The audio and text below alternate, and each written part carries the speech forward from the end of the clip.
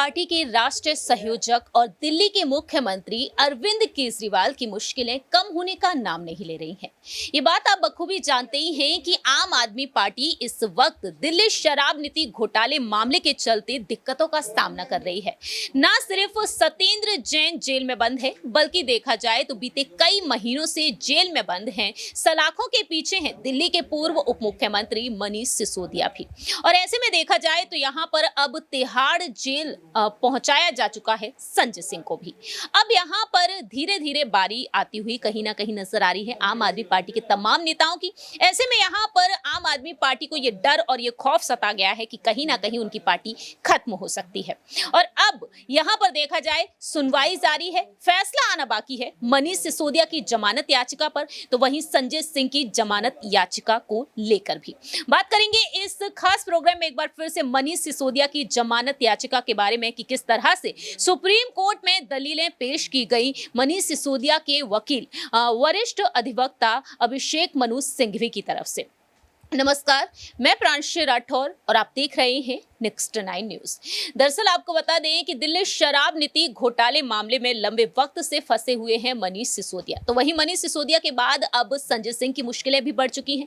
4 अक्टूबर के दिन ईडी की टीम उनके आवास पर पहुंची और देखा गया कि पूरे दिन ही उनके आवास पर तलाशी जारी रही ईडी की टीम की और देर शाम संजय सिंह को गिरफ्तार कर लिया गया।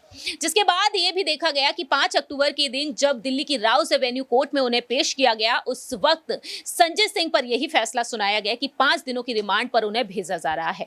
हालांकि यहां पर ईडी की तरफ से साफ तौर पर मांग की गई थी कि 10 दिनों की रिमांड पर उन्हें भेजा जाए, लेकिन यहां पर वह 7 दिनों के लिए भी आ गए कि अगर 7 दिनों के लिए भी उन्हें रिमांड पर भेजा जाता है तो भी ये फैसला ठीक रहेगा। लेकिन यहाँ पर संजय सिंह की वकील की तरफ से कोशिशें रही और उन्होंने इस बात का विरोध किया और संजय सिंह को 5 दिनों की रिमांड पर भेजा गया।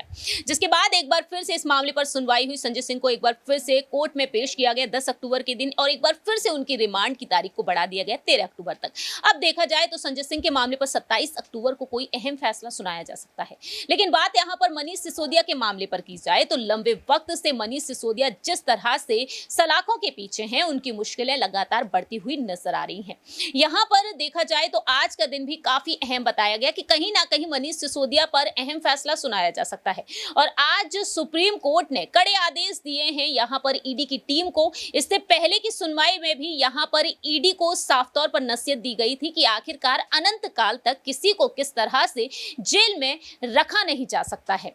आखिरकार यहां पर सबूत क्यों नहीं पेश किए जा रहे हैं, आखिरकार अब तक साबित क्यों नहीं कर पाई है ईडी की टीम कि मनीष सिसोदिया आरोपी हैं।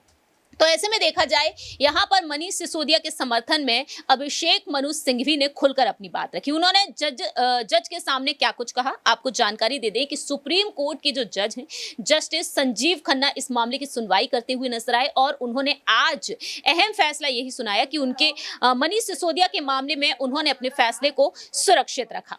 ऐसे में देखा जाए तो यहाँ पर मनीष सिसोदिया को लेकर लगातार अपडेट्स भी सामने आ रही हैं। सभी को कहीं ना कहीं ये आशंकाएं लग रही है कि इस बार मनीष सिसोदिया को राहत मिल सकती है।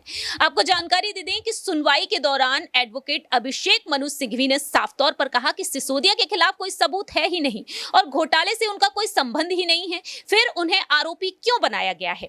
इस पर कोर्ट ने यह भी कहा कि ईडी ये नहीं कह रही है कि पैसा आपके पास आया, बल्कि उनका तो ये कहना है कि सिसोदिया की मौजूदगी में घोटाले का पैसा इधर उधर किया गया है। आपको बता दें कि 228 दिनों से सिसोदिया जेल में बंद हैं और ऐसे में सुप्रीम कोर्ट में 2 याचिकाएं दाखिल की गई जिनमें दिल्ली हाई कोर्ट की जमानत न देने के फैसले को चुनौती दी गई। तो वहीं उनके वकील अभिषेक मनु सिंघवी का कहना रहा कि मनीष सिसोदिया पर आरोप जो लगे हैं वो बेबुनियाद आरोप हैं और इनसे साबित नहीं होता कि याचिकाकर्ता का इस धांधली से कोई संबंध है।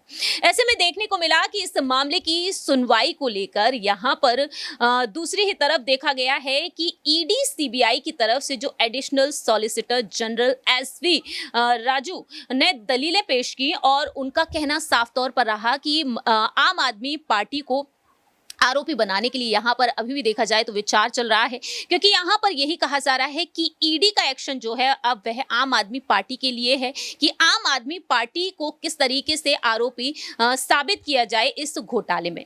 तो अब यहाँ पर देखा जाए आम आदमी पार्टी में भी वो डर और वो खौफ सता रहा है कि कहीं ना कहीं ये पार्टी खत्म करने की कगार पर यहाँ पर अब केंद्र की मोदी सरकार लगी हुई है, क्योंकि कहना साफ तौर पर अरविंद केजरीवाल का यही है कि विपक्षी दलों को मोदी सरकार खत्म करना चाहती है। वह चाहती ही नहीं कि अब विपक्षी दल हो। ऐसे में अगर रुख किया जाए यहाँ पर कि आखिरकार सुप्रीम कोर्ट में क्या कुछ हुआ, कोर्ट ने यहाँ पर पूछा कि आप ट्रायल कब तक पूरा करेंगे, और इसके जवाब में एएसजी ने कहा कि 9 से 12 महीने में ट्रायल पूरा कर दिया जाएगा। लेकिन कोर्ट ने यहाँ पर यह भी कहा कि केस में 294 गवाह हैं और 21 से 35 हजार तक डॉक्यूमेंट्स हैं। ऐसे में ट्रायल कैसे हो पाएगा। लेकिन एएसजी का कहना रहा कि इस केस में 207 कानूनी कार्रवाई करना अभी बाकी है, इसी वजह से ट्रायल में देरी हो रही है। वहीं दूसरी ही तरफ अभिषेक मनु सिंघवी ने साफ तौर पर कहा कि मनीष सिसोदिया केस में 1 साल से बहुत सारी दलीलें हो चुकी हैं, फिर भी अभी तक कुछ नहीं निकला है। अभिषेक मनु सिंघवी ने यह भी कहा कि मनीष सिसोदिया का इस मामले में देखा जाए कोई संबंध नहीं है, उन्हें जेल में रखने की तो जरूरत है ही नहीं, फिर भी उन्हें जमानत नहीं दी जा रही। ईडी का ये कहना कि शराब नीति की वजह से कीमतें बढ़ी, गलत है।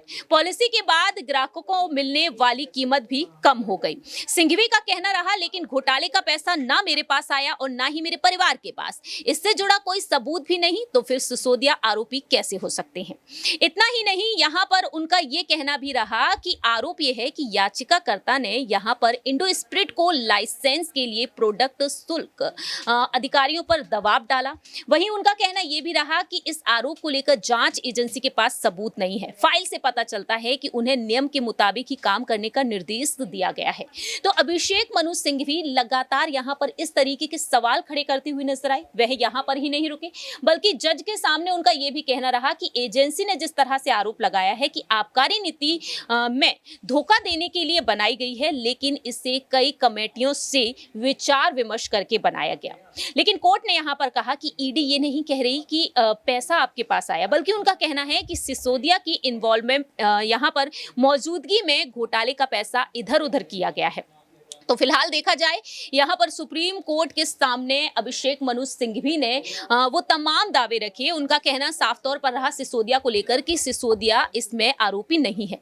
अभिषेक मनु सिंघवी ने यह भी कहा कि मनीष सिसोदिया के खिलाफ किसी मनी ट्रेल का पता नहीं चला। ईडी कहती है कि एक कंपनी ने मुनाफा कमाया और नीति मैंने बनाई थी जिससे कंपनी को मदद मिली। सिंघवी ने कहा कि मंत्री अपने फोन बदलते रहते हैं, ये अपराध कैसे हो सकता है, उन्हें आखिर जमानत क्यों नहीं दी जा रही है। कोर्ट ने यहाँ पर साफ तौर पर कहा, अभिषेक मनु सिंघवी ने जब बात कही कि उन्हें जमानत क्यों नहीं दी जा रही है, उस वक्त कोर्ट ने कहा कि हमने फैसला सुरक्षित कर लिया है, उन्हें अनिश्चित काल के लिए हिरासत में नहीं रख सकते। और ऐसे में देखा जाए तो यहाँ पर ईडी सीबीआई से सवाल पूछे गए थे कोर्ट की तरफ से कि जांच एजेंसियों से पूछा गया था जब 16 अक्टूबर के दिन जो सुनवाई हुई थी इस मामले पर कि दिल्ली शराब नीति केस में मनीष सिसोदिया पर आरोप कब तक तय होंगे, उन्हें लंबे वक्त तक जेल में नहीं रख सकते। और अब देखा जाए आज भी इस मामले पर बहस जारी रही और अब यहां पर देखा जाए तो मनीष सिसोदिया के मामले में लगातार यहां पर ये बातें निकलकर सामने आ रही हैं। अब देखने वाली बात ये होगी क्या यहां पर अरविंद केजरीवाल अपने इन मंत्रियों को बचा पाएंगे जिस तरह से उनके मंत्री दिक्कतों का सामना कर रहे हैं।